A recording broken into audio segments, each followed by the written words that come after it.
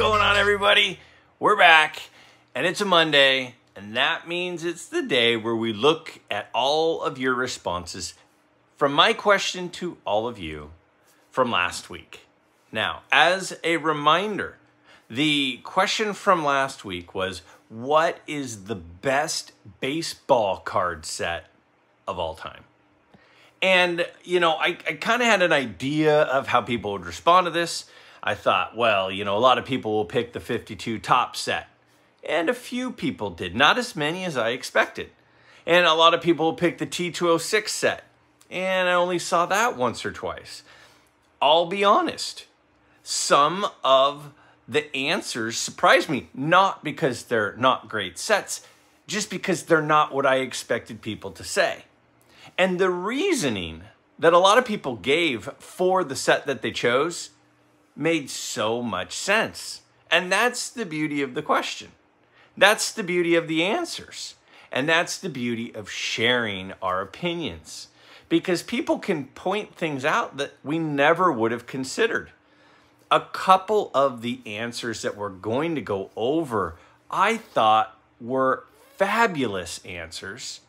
And they included things that never even crossed my mind. But after hearing the response, it's really hard not to agree.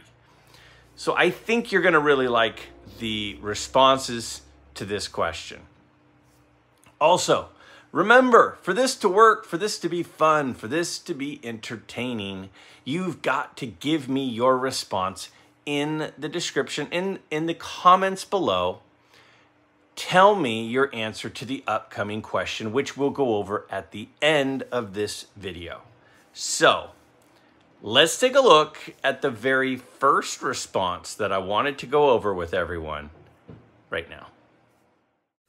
The 1953 Topps Baseball, by far the best artwork and beautiful cards. The second Topps card for Mantle. A rookie for Satchel Paige, which is in most collectors' top card lists. The Willie Mays and Jackie Robinson cards also fall into the iconic category.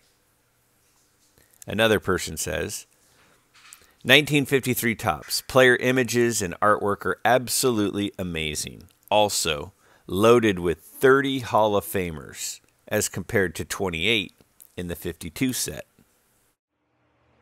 All right, so two terrific answers with the 53 Topps set as their response. And I really like the answer for each for different reasons.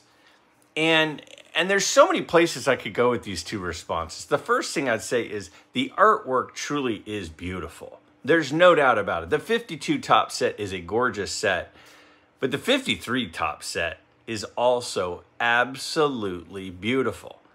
And as was mentioned, 30 Hall of Famers in the set. I mean, that's a huge percentage of the set itself are Hall of Famers.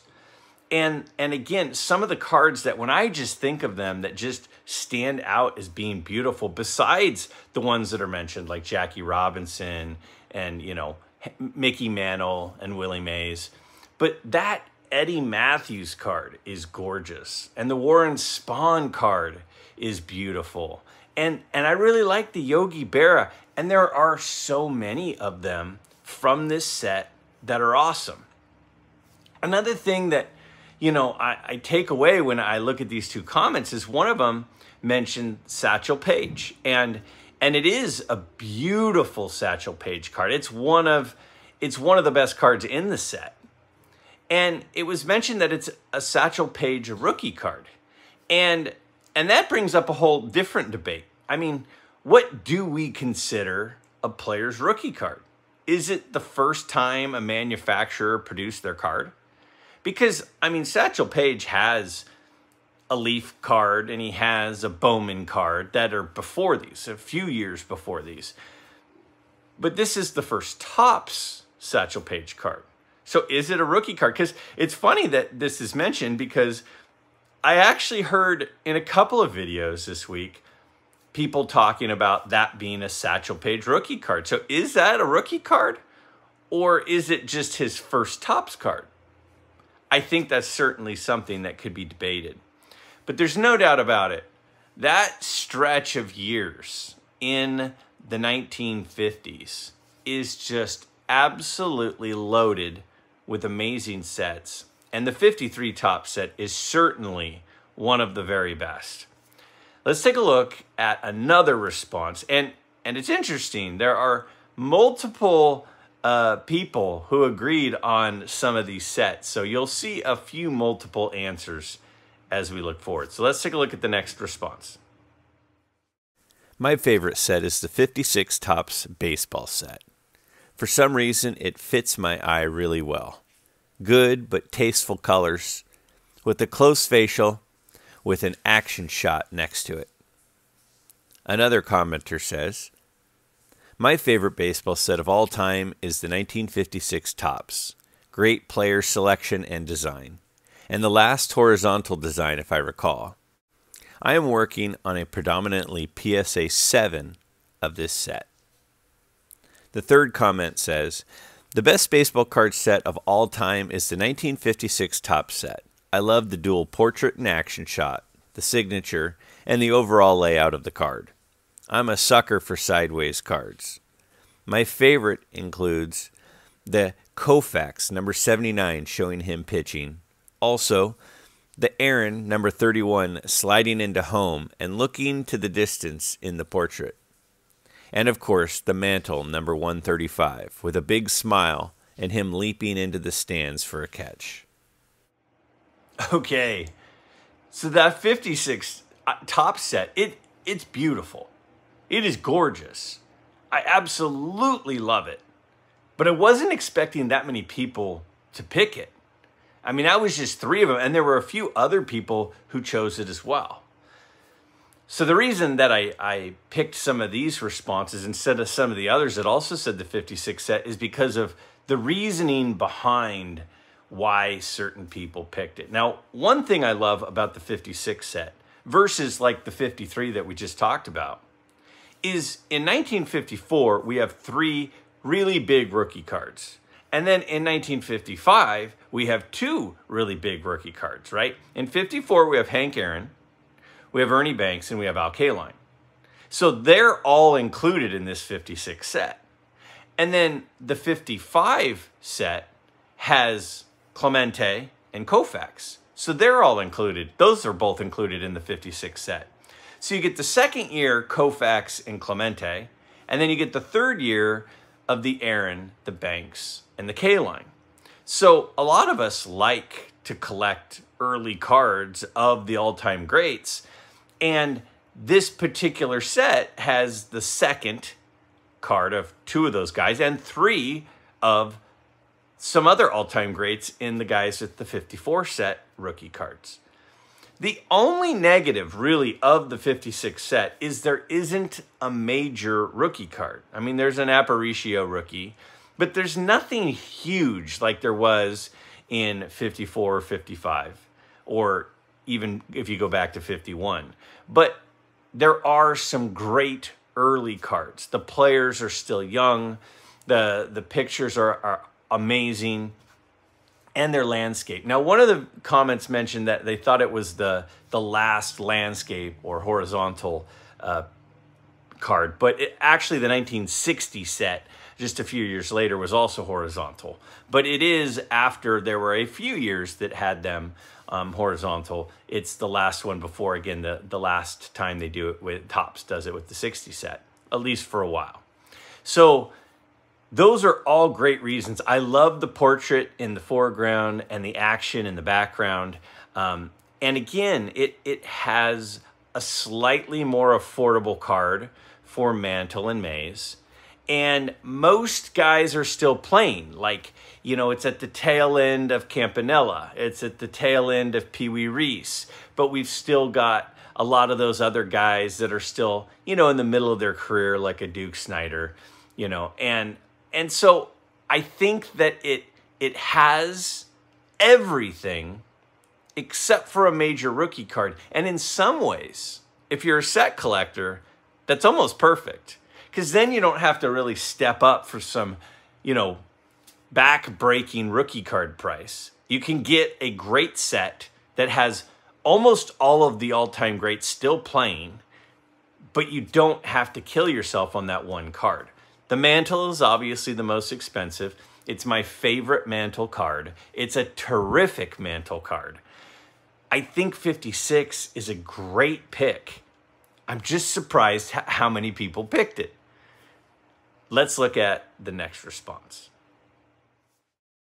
There are a lot of great years of card sets to choose from, but for my money, the 1951 Bowman is the best.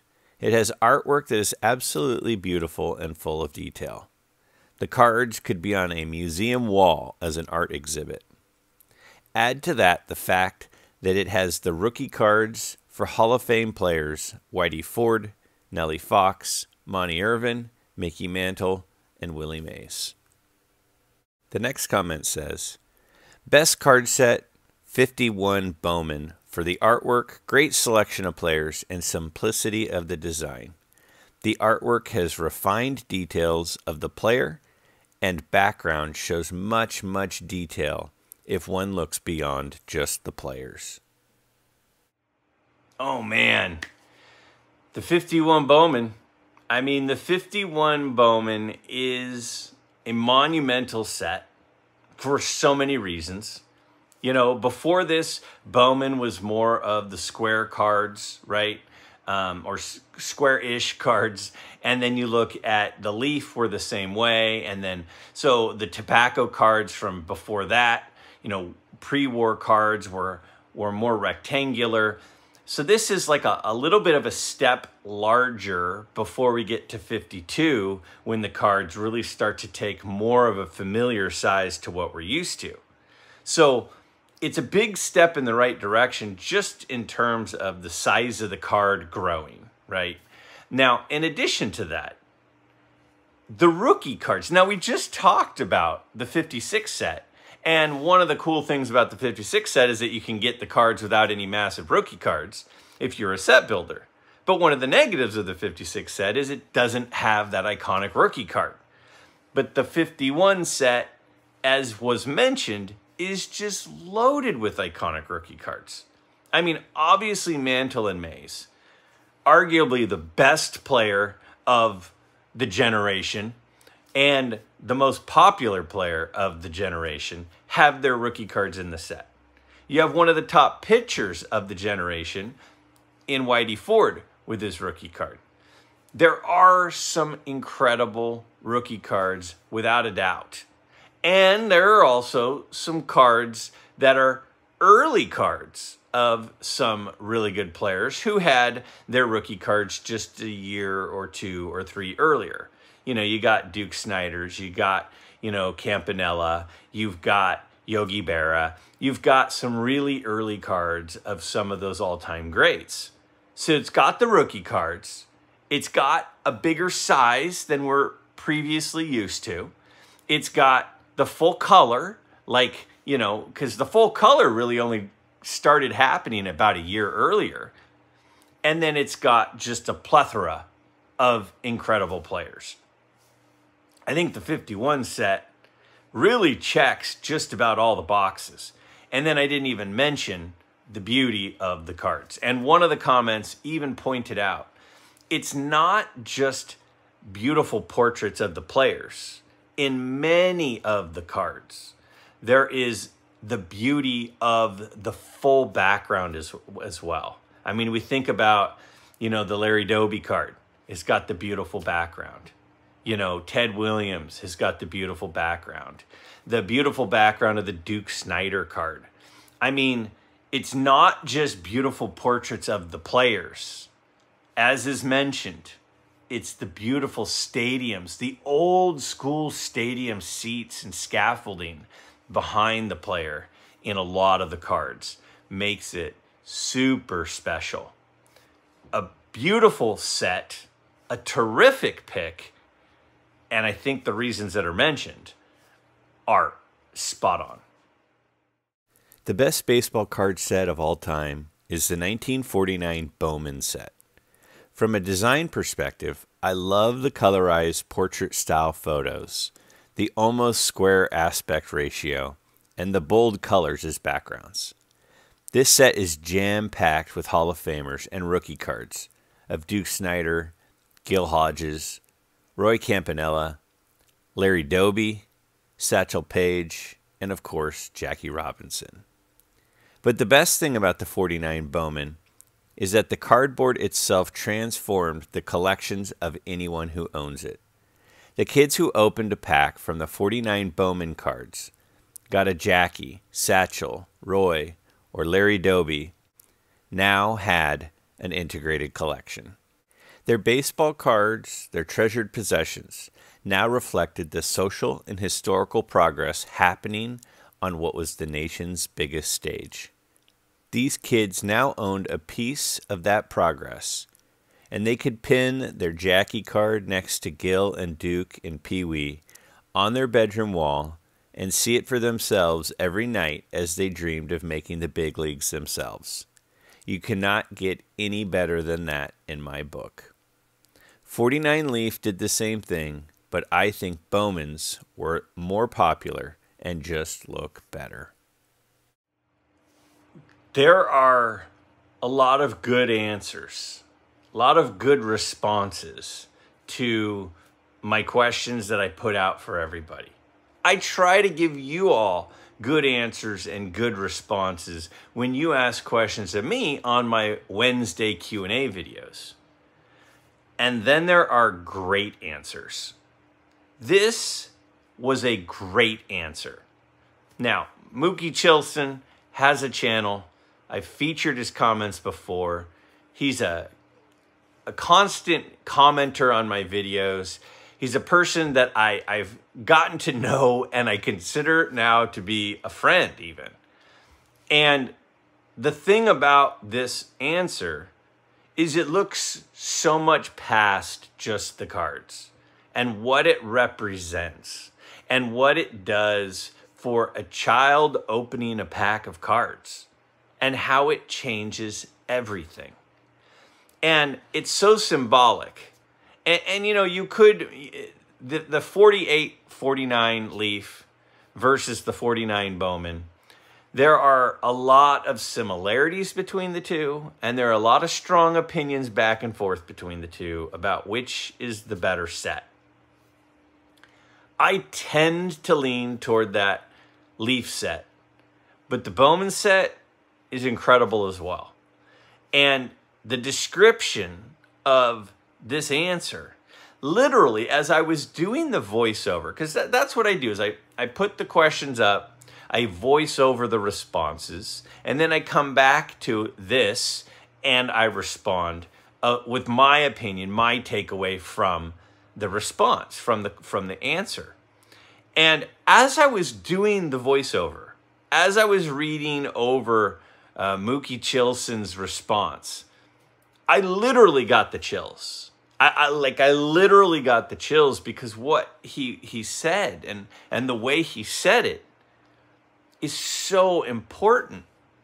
It's so important that not just recently had a barrier broken and we integrated baseball, but now the cards are integrated. And I just got the chills thinking about it again. Now the cards are integrated, and that's a huge step.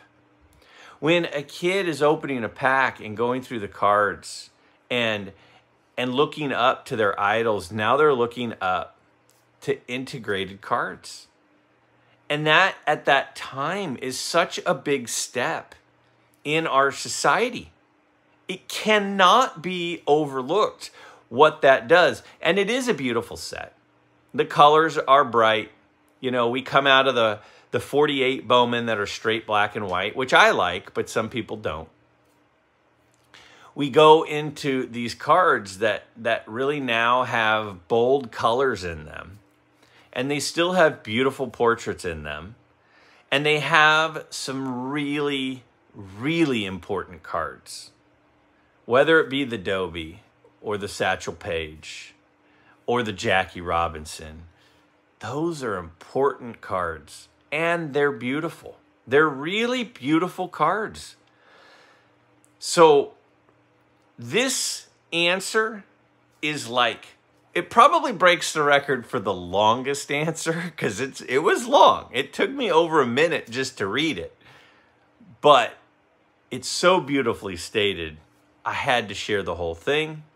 And when you read that and you think about it, and you think about the importance of a set and what set is more important, it's pretty tough to argue that that's not the most important set ever. Does it make it the best set ever? I don't know. But it makes a really, really strong argument for it. For me, it is the 53 Bowman Color. The simplicity of design and muted colors just scream 1950s. There are a ton of interesting poses for Hall of Famers like Minoso, Spawn, Roberts, and Berra. The most beautiful card ever highlights the set with the Reese. Now, I feel like the 53 Bowman Color Set is one of these sets that was truly a game changer for cards. And, up to this point, there were a few things happening. Number one thing that happened up until this point is pretty much all the cards were portraits. They were paintings, right? And then this set, we have actual photographs.